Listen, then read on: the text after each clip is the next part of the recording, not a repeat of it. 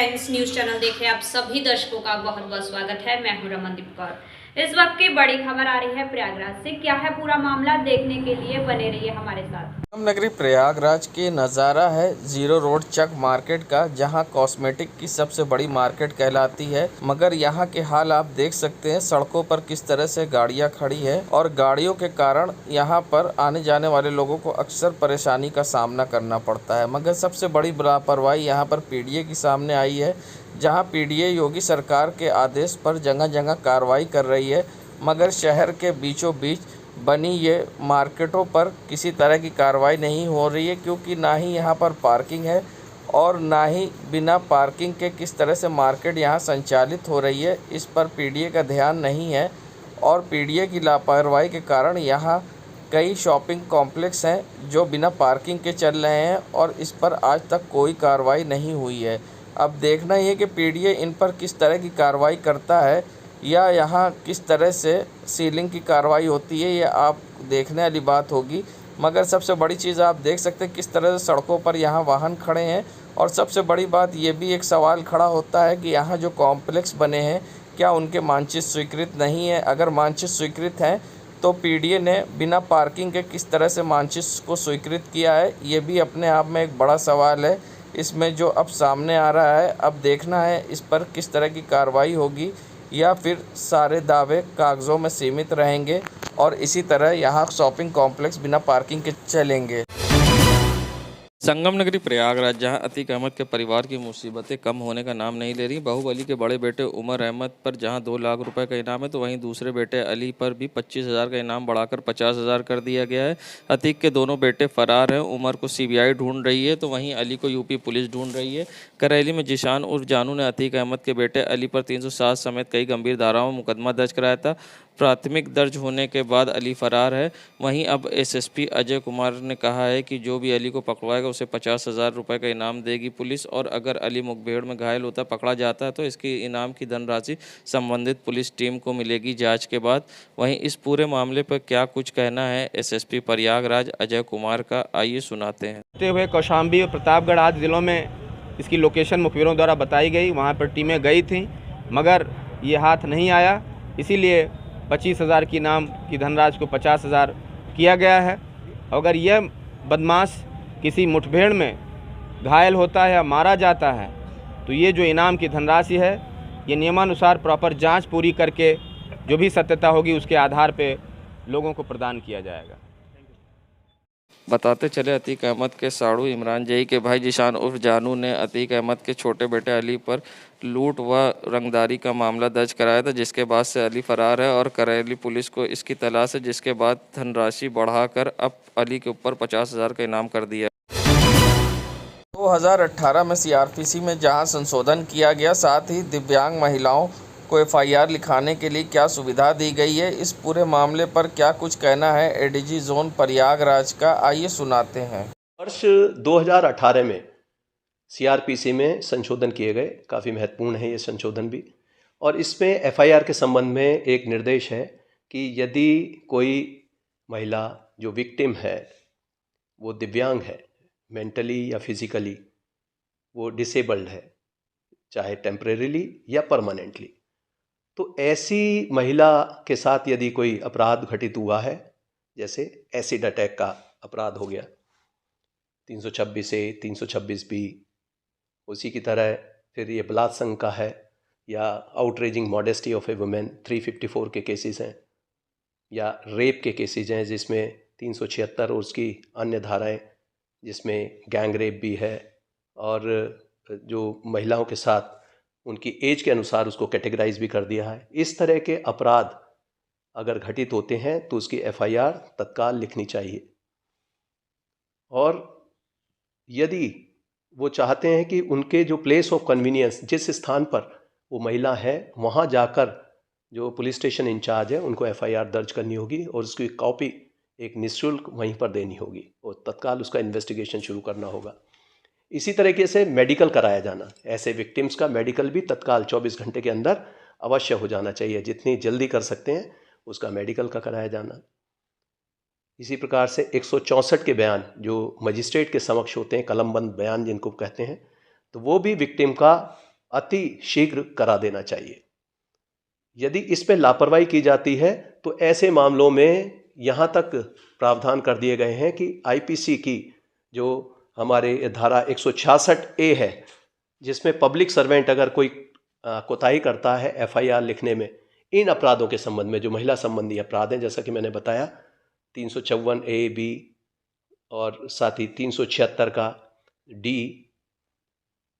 इस प्रकार के जितने भी अपराध हैं उन सब में अगर थानाध्यक्ष एफआईआर पंजीकृत समय से नहीं करते तो उनके खिलाफ भी एफआईआर हो सकती है और इसमें सज़ा का प्रावधान है 2 वर्ष की, इसमें मैक्सिमम सज़ा हो सकती है और इसमें 6 माह से कम की सज़ा नहीं होती।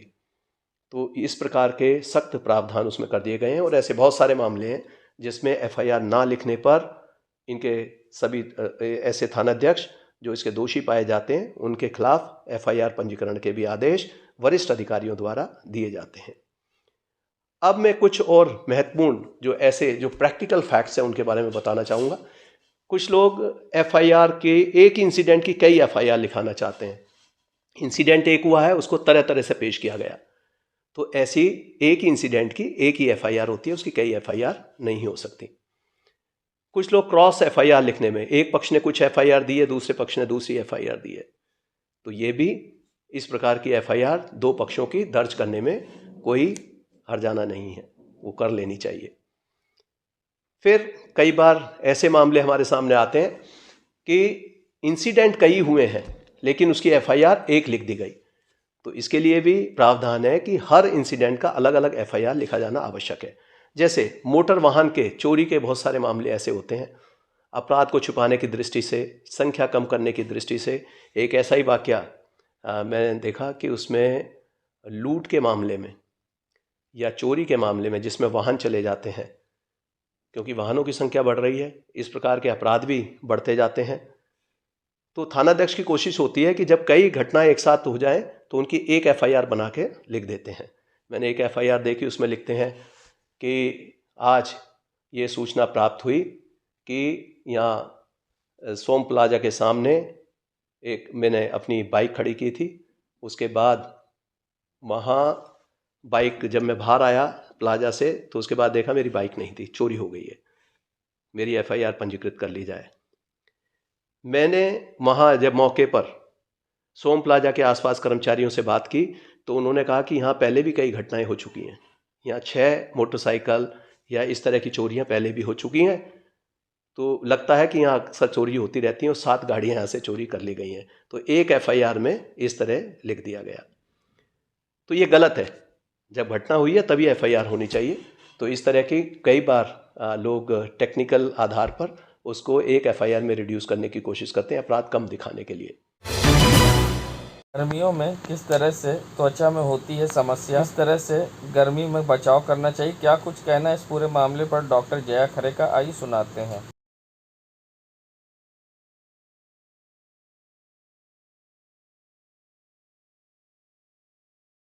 कि आप देख रहे हैं कि इस समय जलती धूप अपना विकराल रूप लेकर आ चुकी है और अपने ही साथ वह कई प्रकार की स्किन प्रॉब्लम्स भी ले आती है।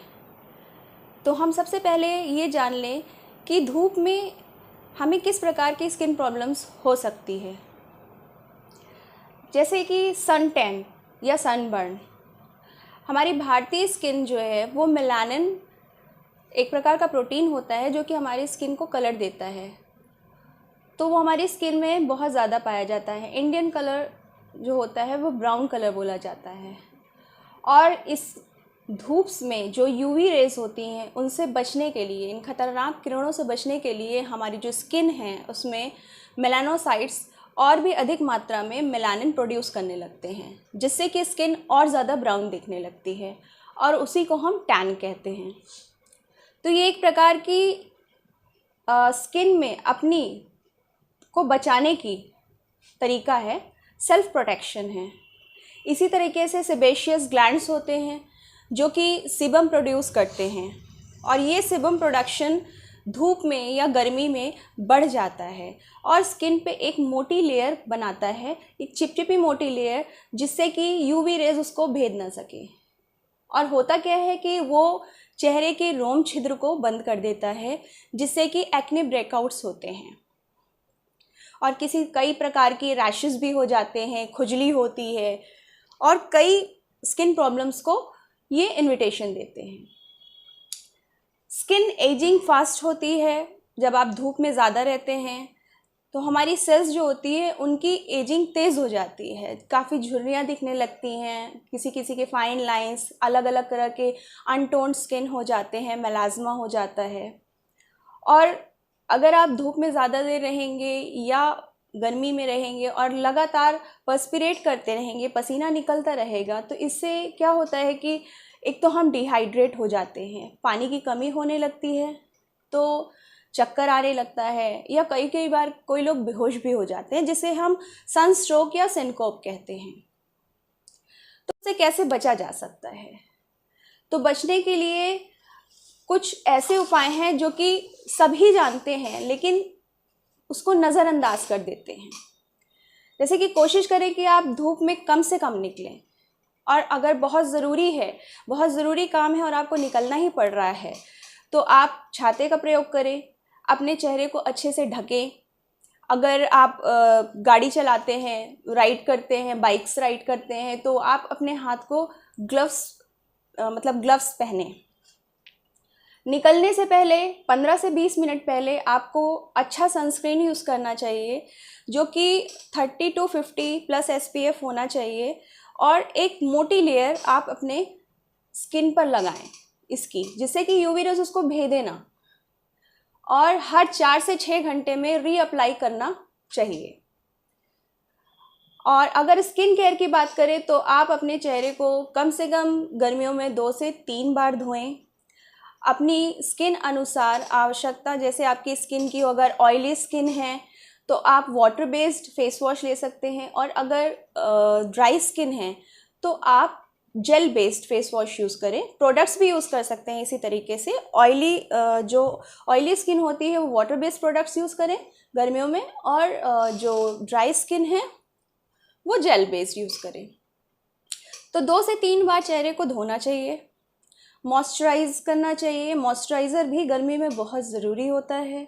आप अपने स्किन को हाइड्रेटेड रखने के लिए, मॉइस्चराइज रखने के लिए कोई भी जेल बेस्ड मॉइस्चराइज़र जो कि ऑयल फ्री हो आप यूज़ कर सकते हैं। नहाने के तुरंत बाद मॉइस्चराइज़र यूज़ करना सबसे उपयुक्त होता है, क्योंकि उस टाइम में क्या होता है कि जब आप लगा लेते हैं तो ये सीबम प्रोडक्शन को कम करता है, जिससे क्या होता है कि सीबम प्रोडक्शन कम होगा तो आपके रोम छिद्र नहीं बंद होंगे, और इससे एक्ने ब्रेकआउट्स भी कम होंगे, या किसी प्रकार की स्किन प्रॉब्लम को ये थोड़ा सा स्लो कर देगा या कम कर देगा, बचाएगा उससे। मैं डॉक्टर जया खरे, कॉस्मेटोलॉजिस्ट। संगम नगरी प्रयागराज यशस्वी प्रयागराज ने किस मुख्य आरक्षियों को किया इधर से उधर, जहां परवेज आलम को सीओ फर्स्ट के यहाँ से सीओ सेकंड कार्यालय किया, योगेश सिंह को सीओ फर्स्ट से CQ 4 कार्यालय किया, उर्दू अनुवादक सबिया खातून को सीओ फर्स्ट कार्यालय से सीओ सेकंड कार्यालय, रुपेंद्र सिंह चौहान को सीओ सेकंड कार्यालय से सीओ फर्स्ट कार्यालय, उर्दू अनुवादक साइना को सीओ सेकंड कार्यालय से सीओ फर्स्ट कार्यालय, अरविंद कुमार रेणुज को सीओ 3 कार्यालय से सीओ करछना कार्यालय, मुख्य आरक्षी धनंजय कनौजिया को सीओ 4 कार्यालय से सीओ फर्स्ट कार्यालय, अनिल यादव को सीओ हंडिया कार्यालय से सीओ मेजा कार्यालय, राजेंद्र यादव को क्षेत्र अधिकारी हंडिया कार्यालय से क्षेत्र अधिकारी सोराव कार्यालय, गोविंद यादव को कार्यालय क्षेत्र अधिकारी हंडिया से क्षेत्र अधिकारी मेजा, दीप्ति सिंह को कार्यालय क्षेत्र अधिकारी हंडिया से क्षेत्र अधिकारी सोराव, अमरनाथ मिश्र को क्षेत्र अधिकारी सोराव कार्यालय क्षेत्र अधिकारी हंडिया, विपिंद्र बहादुर सिंह को क्षेत्र अधिकारी सोराव से क्षेत्र अधिकारी हंडिया कार्यालय, गरिमा सिंह को कार्यालय क्षेत्र अधिकारी करछना से क्षेत्र अधिकारी तित्व कार्यालय, संजय अवस्थी को कार्यालय क्षेत्र अधिकारी 12 से हेड पेशी कार्यालय क्षेत्र अधिकारी मेजा, सुजीत यादव को कार्यालय क्षेत्र अधिकारी 12 से कार्यालय मेजा, तो वहीं सुखलाल वर्मा को क्षेत्र अधिकारी मेजा से हेड पेशी कार्यालय क्षेत्र अधिकारी हंडिया, नौशाद खान को क्षेत्र अधिकारी मेजा से कार्यालय क्षेत्र अधिकारी 12, प्रदीप सिंह कुशवाहा को क्षेत्र अधिकारी मेजा से कार्यालय क्षेत्र अधिकारी हंडिया, चेतराम को कार्यालय क्षेत्र अधिकारी मेजा से गोपनीय कार्यालय पुलिस अधीक्षक यमुना पर, रमाशंकर यादव को क्षेत्र अधिकारी मेजा पैरोकार से कार्यालय क्षेत्र अधिकारी 12 बनाया। बेहतर पुलिसिंग कानून व्यवस्था को चुस्त दुरुस्त रखने के लिए उठाए गए कदम तत्काल प्रभाव से किया स्थानांतरित। संगम नगरी प्रयागराज, जहां करेली बम कांड में वांछित एक और अभियुक्त गिरफ्तार हुआ है, जहां विधानसभा चुनाव के दौरान बमबाजी की थी, जिसमें अर्जुन कोल नामक एक व्यक्ति की मौत मौके पर हो गई थी, जिसमें अनीस ने आम जनमानस में दहशत फैलाने के लिए बमबाजी की थी। वहीं अब पुलिस ने अनीस को गिरफ्तार कर लिया। अनीस पूरा मनोहर दास अकबरपुर करेली थाना क्षेत्र का रहने वाला है, जिसके पास से नगद रुपए 520 और मोबाइल बरामद किया, जिसे डीएसए ग्राउंड के पास से एसटीएफ ने गिरफ्तार। सरकार चाहे लाख दावे कर ले मगर हकीकत सामने आ जाती है। नज़ारा है सुभाष चौराहे का, जहां लोगों को पानी पीने की मुहैया कराने के लिए टैंकर खड़ा किया गया, मगर शहर के बाकी चौराहे, चाहे वो गऊ घाट हो या फिर कटघर चौराहा हो या मुट्ठीगंज चौराहा हो या मुट्ठीगंज का बड़ा चौराहा हो या राम भवन चौराहा हो या फिर जीरो रोड बस स्टैंड का चौराहा हो, यहाँ कहीं भी आपको पियाऊ जल की व्यवस्था नहीं मिलेगी। जहां मुट्ठीगंज क्षेत्र में एक जगह पर लोगों ने अपने द्वारा लगाया गया है, ये आप देख सकते हैं, पीने की व्यवस्था पानी की है, मगर ये जनता के द्वारा है, मगर नगर निगम के द्वारा कहीं भी कोई व्यवस्था नहीं है जिससे लोगों को पीने का पानी मिल सके, जिससे लोगों को परेशानी का सामना करना पड़ता है। एक तरफ भीषण गर्मी तो दूसरी तरफ कहीं भी शहर में पानी की व्यवस्था न होने से राहगीरों को परेशानी का सामना करना पड़ता है। और सबसे बड़ी बात है, नगर निगम लाख दावे करे मगर हकीकत कुछ और ही है। ऐसे में क्या कुछ कहना है यहाँ की जनता का, आइए सुनाते हैं आपको किस तरह से पानी की व्यवस्था को लेकर लोगों में समस्या है। पानी कहीं नहीं ना भैया, चौराहे पे थोड़ा चापा लगा, थोड़ा पानी थोड़ा सा चापा चला रहे पी लेते हैं बस। अभी कहीं चापा हो तो हाँ पी लेते हैं बस। पियाऊ की व्यवस्था चौराहे पे कहीं नहीं, कहीं नहीं है। पानी पीने की परेशानी होती है। हाँ तो नगर निगम कोई व्यवस्था नहीं कराई है। नहीं। क्या नाम है आपका? हमारा नाम है नीरज। कोई व्यवस्था नहीं भाई, पानी उनी कहाँ मिल पाता है, न चापा है न बम्बा है। चौराहे पे जो पहले व्यवस्था होती थी नगर निगम की तरफ से, वो भी ख़त्म हो गई। चराई जो लगी थी जानवरों के लिए वो भी हट गई। तो अभी कहीं नहीं है। अभी कोई व्यवस्था नहीं है। गर्मी में कितनी परेशानी है सामने में? अरे परेशानी बोले तो परेशानी है भाई। क्या कहेंगे, क्या मांग करेंगे? मांग ये करेंगे कि गवर्नमेंट को जो है सारी सुविधाओं से जो है एकदम परिपूर्ण करना चाहिए। क्या नाम है? राजू केसरवानी। बताते चले, सुभाष चौराहे पर छोड़कर किसी भी चौराहे पर नगर निगम के द्वारा पेय जल की व्यवस्था नहीं दिखी। नगर निगम लाख दावे कर ले मगर हकीकत कुछ और ही है और लोग पानी के लिए परेशान हैं। कुराव थाना प्रभारी पर गिरी एसएसपी की गाज, या निलंबित। बता दें, एसएसपी प्रयागराज अजय कुमार द्वारा महिला संबंधित मामलों में ढुलमुल रवैया अपनाने के कारण थाना प्रभारी कुराव संतोष कुमार तथा महिला हेल्प डेस्क प्रभारी के विरुद्ध प्रारंभिक जांच के आदेश दिए गए थे। जांच अधिकारी एसपी गंगा पार को बनाया था। उनकी अंतरिम आख्या प्राप्त हुई, जिसके मुताबिक दरोगा संतोष कुमार का स्पष्ट दोष प्रचलित हुआ तत्काल प्रभाव से, जिसके कारण संतोष कुमार को निलंबित कर विभागीय कार्रवाई शुरू कर दी गई है। वहीं शेष पुलिस कर्मियों के खिलाफ विस्तृत जांच की जा रही है। जांच रिपोर्ट मिलने पर सत्यता के आधार पर कठोरतम कार्रवाई अमल में लाई जाएगी।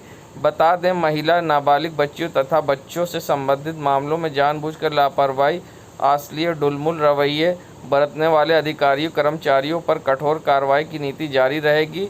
किसी भी दोषी को बख्शा नहीं जाएगा।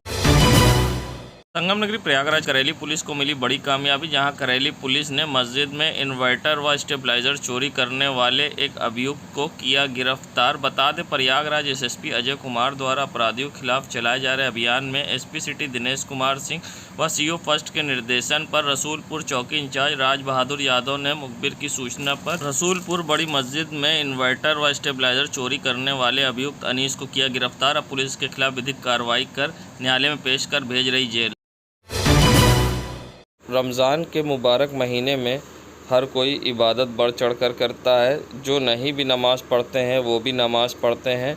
ऐसे में बहुत से लोगों को जो नहीं आती है सारी चीज़ें, तो वो तस्बीह ज़रूर पढ़ते हैं और तस्बीह बहुत आसान तरीका होता है। फ़िलहाल आज तक लोग तस्बीह शीशे या लकड़ी की बनी मोतियों से ही पढ़ते थे, मगर बदलते वक्त में अब हाईटेक तरह के तस्बीहें भी बाज़ारों में आ गई हैं, जिसमें डिजिटल तस्बीह है और तस्बीहों की कई प्रकार की रेंज है जिसकी बिक्री भी रमज़ान के महीने बहुत ज़्यादा बढ़ जाती है। दुकानदारों ने बताया कि 10 रुपये से लेकर 50 रुपये और 200 रुपये तक की तस्बीह है बाज़ारों में, मगर जो सबसे ज़्यादा बिक्री होती है वो 50 रुपये तक की तस्बीह की होती है।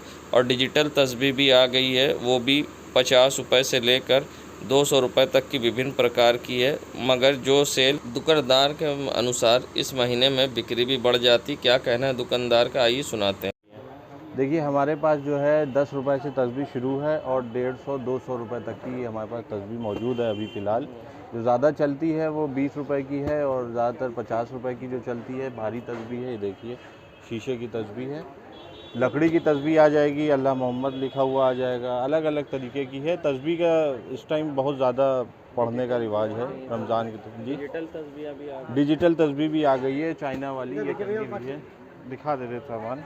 ये देखिए ये डिजिटल तस्बीह है, 40 रुपये की बिकती है, चाइना वाली है। इसमें भी बहुत सी क्वालिटी आ गई है, हल्की भारी और LED लाइट वगैरह इसमें आ गई है। 150-200 रुपये तक की इसमें भी है। रमज़ान में इसका समझ लें कि डबल से ज़्यादा बिक्री हो जाती है, जो नॉर्मल डेज़ में जो होती है डबल से ज़्यादा रहती है। नाम बता दें। हमारा नाम तलहा है। बता दें बाज़ार में आई अब डिजिटल तस्बीहें लोगों की पसंद बनी हैं। संगम नगरी प्रयागराज, जहां योगी सरकार ने एक तरफ 10% प्राइवेट स्कूलों को फीस वृद्धि करने की अनुमति दे दी है, ऐसे में अब कोरोना काल के बाद लोग जहां महंगाई से परेशान हैं, ऐसे में कांग्रेस नेता इरशादुल्लाह ने अब सरकार को इस मुद्दे पर घेरा है और सरकार पर निशाना साधते हुए क्या कुछ कहा है कांग्रेस नेता इरशादुल्लाह ने, आइए सुनाते। देखिए हम इसका विरोध करते हैं जिस तरीके से सरकार ने 10% जो है सभी स्कूलों में बढ़ाया है, फीस वृद्धि किया है, उसको बढ़ाने के लिए आदेश दिया है। हम इसका विरोध करते हैं कि ये सही नहीं है। एक तरफ जहाँ पे अभिभावक पूरी तरीके से टूट चुके हैं इस कोरोना काल में, इस महंगाई से, अब उनको पर 10% जिस तरीके से सरकार ने बढ़ाने का आदेश दिया है, ये बहुत ही गलत है। इसकी हम निंदा करते हैं कि सरकार को ये सोचना चाहिए। अभी कुछ दिन पहले सरकार ने ये कहा था कि हम किसी भी स्कूल की मनमानी फ़ीस नहीं बढ़ने देंगे। आज वही सरकार जो है फिर दोबारा जो है अपने बातों से मुकर कर 10% फ़ीस बढ़ाने की बात कर रही है।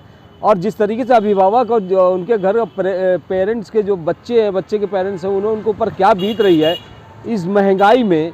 लोगों के पास खाने को लोग तरस रहे हैं, पूरी अपने घर की जो जीविका है पूरी तरीके से नहीं चला पा रहे, सिस्टम में नहीं ला पा रहे। उस तरीके के 10% बढ़ जाना बहुत गलत है, विरोध होना चाहिए।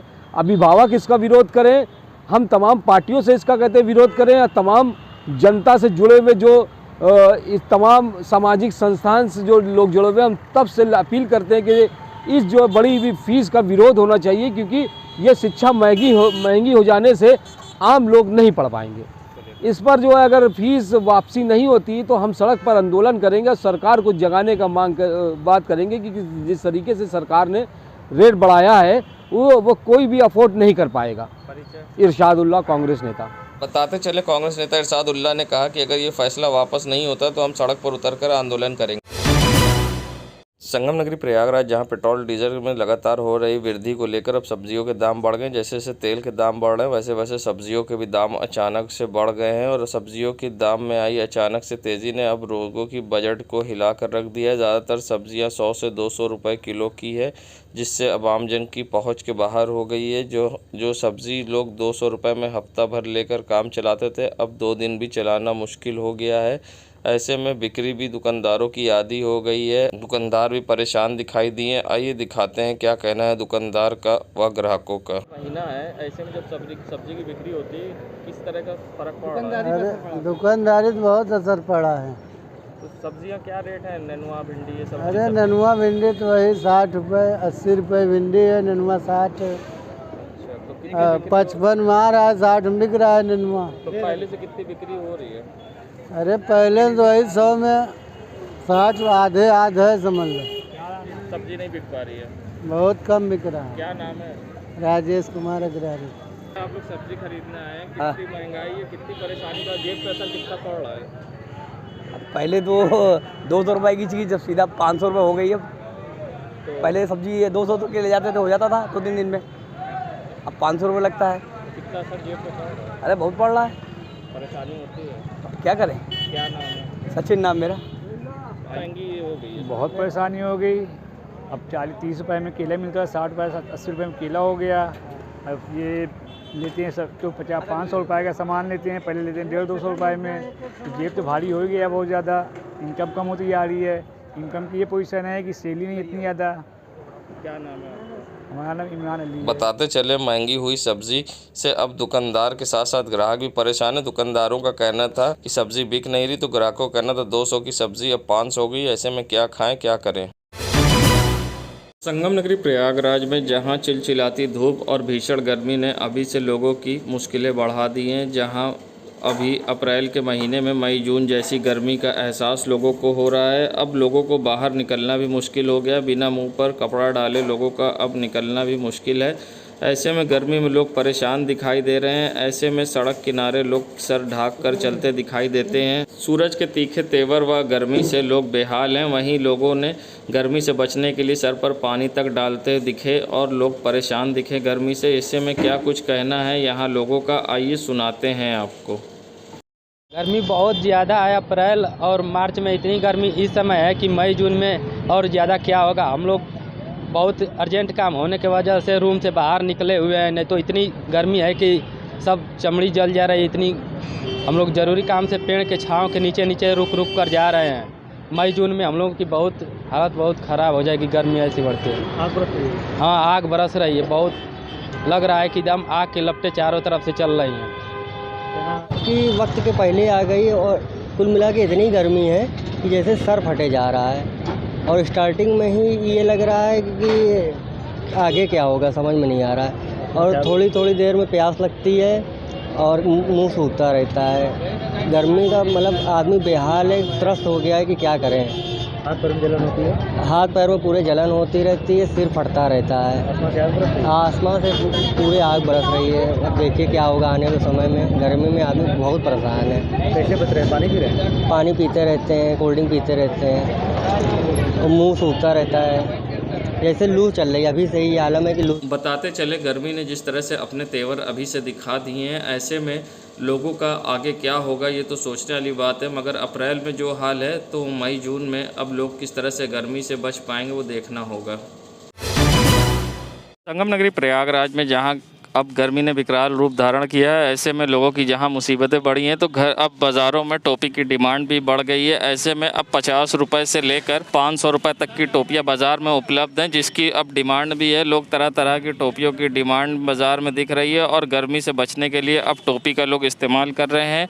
और गर्मी में बचने के लिए अब जहाँ टोपी का इस्तेमाल हो रहा है तो ऐसे में क्या कुछ कहना है दुकानदारों का, आइए जानते हैं। 800 रुपये तक की टोपी है हमारे पास जी। मांग किसकी ज़्यादा है? मांग जो है सर मेरे पास मतलब अच्छी टोपी, अच्छी क्वालिटी की टोपी मांगते हैं इंसान।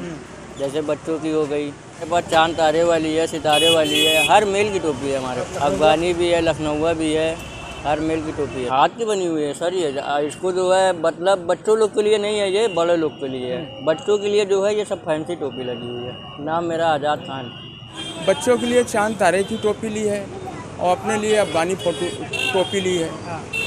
तो टोपियाँ तो बहुत सी आई है डिज़ाइन में। हाँ, आपकी टोपियाँ बहुत आई हैं, अफगानी है, बांग्लादेशी है, वगैरह वगैरह बहुत सी टोपियाँ आई हैं। तो आपने कौन सी टोपी ली? हमने एक चांद तारा की ली है टोपी और एक अफगानी टोपी ली है बच्चों के लिए। अब एक बड़ा बच्चा वो अपने मन से भी जो लेगा। टोपियों की डिज़ाइनें बहुत मार्केट में आ चुकी है इस समय। महंगी तो 500 तक की है टोपी। आपसे क्या बताएं, टोपी तो बहुत सी महंगी है। अगर आदमी अपने हिसाब से लेता है। मेरा मुन्ना अजीज है। संगम नगरी प्रयागराज की कर्नलगंज पुलिस को मिली बड़ी कामयाबी, जहां कर्नलगंज पुलिस ने 2 वांछित अभियुक्तों को किया गिरफ्तार। बता दें प्रयागराज एसएसपी अजय कुमार द्वारा अपराधियों के खिलाफ चलाए जा रहे अभियान में एसपी सिटी दिनेश कुमार सिंह व CO 2 के निर्देशन पर कर्नलगंज थाना प्रभारी ने मुखबिर की सूचना पर कासिम व आदिल को किया गिरफ्तार। अब पुलिस कासिम व आदिल के खिलाफ विधिक कार्रवाई कर न्यायालय में पेश कर भेज रही जेल। संगम नगरी प्रयागराज की कैंट पुलिस को मिली बड़ी कामयाबी, जहां कैंट पुलिस ने पेट्रोल गाड़ी से चोरी करने वाले अभियुक्त को किया गिरफ्तार। बता दें जहां पब्लिक वाइब ने खबर को प्रमुखता से दिखाई थी, जिसका CCTV सामने आया था, जिसके बाद पुलिस ने सक्रिय होकर पेट्रोल चोरी करने वाले अभियुक्त को गिरफ्तार किया है।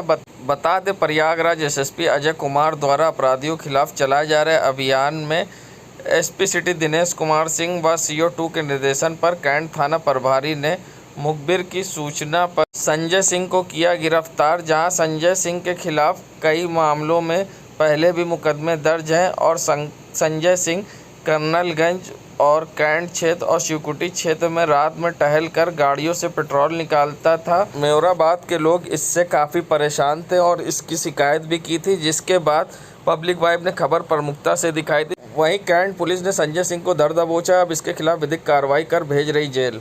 देश दुनिया की खबरों के लिए world media times news channel को सब्सक्राइब करें।